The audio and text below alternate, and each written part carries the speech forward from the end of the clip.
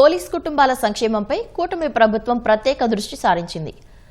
రక్షక భటుల ఆరోగ్య పరిరక్షణ కోసం వైద్య పరీక్షల నిర్వహణ సహా ఆపత్కాలంలో కుటుంబాలను ఆదుకునేందుకు అవసరమైన చర్యలు చేపట్టింది.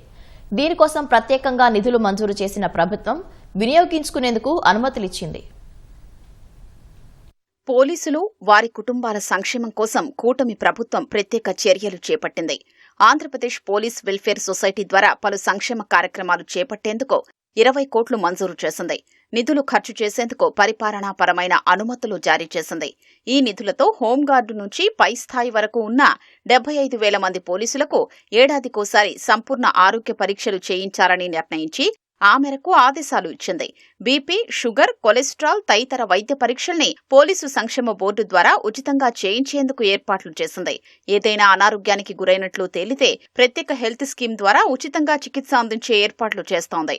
విధి నిర్వహణలో ఊహించని రీతిలో ప్రాణాలు కోల్పోతే వారి కుటుంబాలకు పోలీసుల సంక్షేమ సంఘం ద్వారా ఆర్థిక సాయం చేసి అండగా నిలిచేలా నిధులు ఉపయోగించాలని సూచించింది. పోలీసు కుటుంబాల్లో పిల్లల పోషణ, చదువులు, వివాహాలు, వైద్య సేవలు వంటి అవసరాల కోసం ఆర్థిక సాయం చేయాలని నిర్దేశించింది.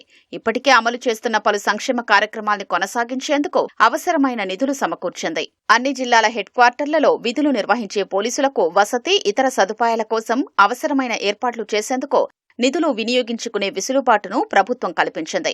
విధి నిర్వహణలో ప్రమాదాల్లో గాయాల పాలైన వారి కోసం పోలీసు సంక్షేమ సంఘం ద్వారా వైద్య సేవలు అందించేలా ఏర్పాట్లు చేసింది.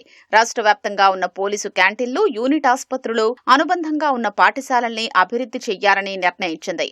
పోలీసు కుటుంబాల్లో ప్రతిభ చాటిన పిల్లలకు విద్యా అవసరాన్ని బట్టి 10,000 నుంచి 60,000 వరకు స్కాలర్షిప్లు మంజూరు చేసేలా నిధులు వెచ్చించనుంది. పిల్లల చదువులు, ఫీజులు, వివాహం కోసం ₹1,00,000 వరకు ఆర్థిక సాయం చేసేందుకు అవకాశం కల్పిస్తూ ప్రభుత్వం ఆదేశాలు ఇచ్చింది. క్యాన్సర్, కిడ్నీ, హృద్రోగ సంబంధిత దీర్ఘకాలిక వ్యాధులతో బాధపడే వారికి 2 లక్షల వరకు ఆర్థిక సాయం చేసే ఏర్పాట్లను ప్రభుత్వం చేసింది.